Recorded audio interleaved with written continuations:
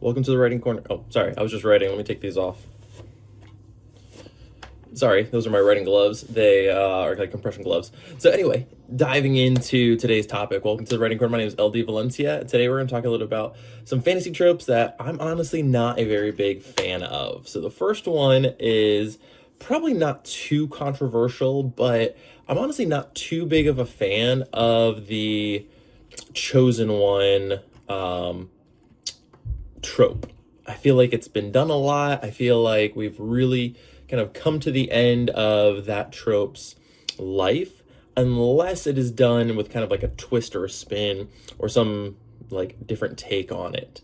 I feel like there are certain tropes that, you can expect to see in fantasy that won't feel overdone, but I feel like honestly there are, that is one trope that is really beat to death. I feel like there are a couple books that have done it well where they put like a spin on it. Like if you're familiar with, actually, never mind. I'm gonna pause there. I'm not gonna spoil that because that's a pretty good twist at the end of that series. So anyway, I feel like certain series have handled it well and have actually done a really good job with the chosen one and kind of like a new spin on it. But for the most part, I feel like that's a trope that I'm kind of over personally. That's just me personally. That's one trope that I am happy to see kind of move away from and kind of like see maybe like not happen as much anymore, or maybe even eventually just, come with another one, right?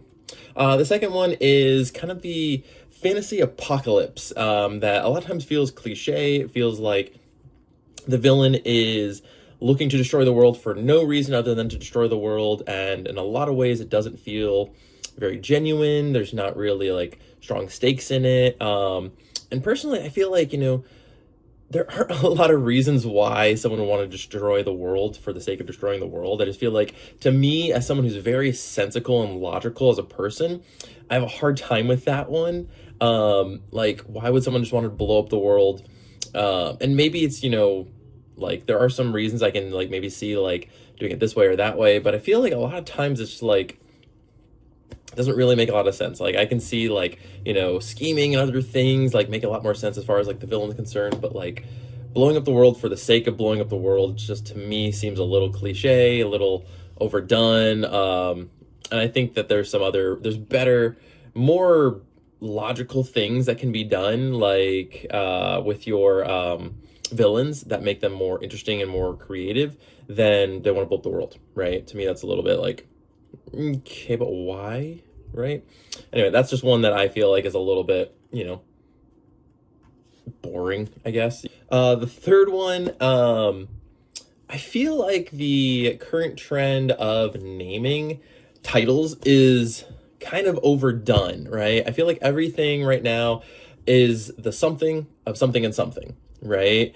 I feel like a couple books did it and it was really popular, and now it's like everything is the blank of blank and blank, right? And for a while, I'm not gonna lie, I was almost on that bandwagon because I was like, when I was first like kind of batting around names for my fantasy series, A Paladin's Prayer, I was kind of like, maybe I'll do that too. Maybe I'll just like kind of lean into the trope. But I was like looking into it, and a lot of times I do research on the names, and I was like, wow, everything is doing this right now. Like, wow, there are a ton of books out there.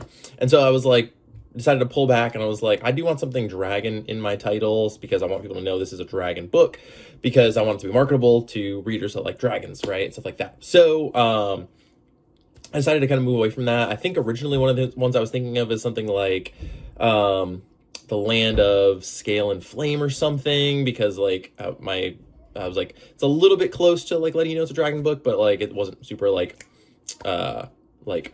explicit.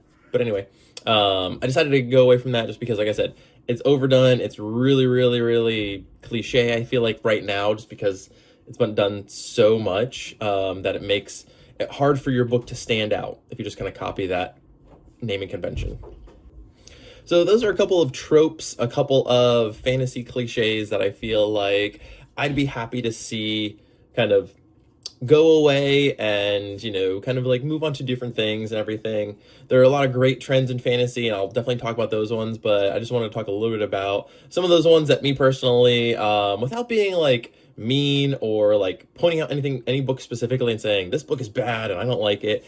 Those are some tropes that I think are less than amazing, and I wouldn't mind not seeing too much anymore. So thanks for joining me. What are your tropes that you're like, I'm done with this, I don't want to see this in books anymore? What are some tropes you are kind of like, I love this trope, this is one that if I see it in a book, I jump to it immediately? So thanks so much for joining us. Don't forget to hit that subscribe button. My name is LD Valencia, and thanks for joining us in the Writing Corner. Bye.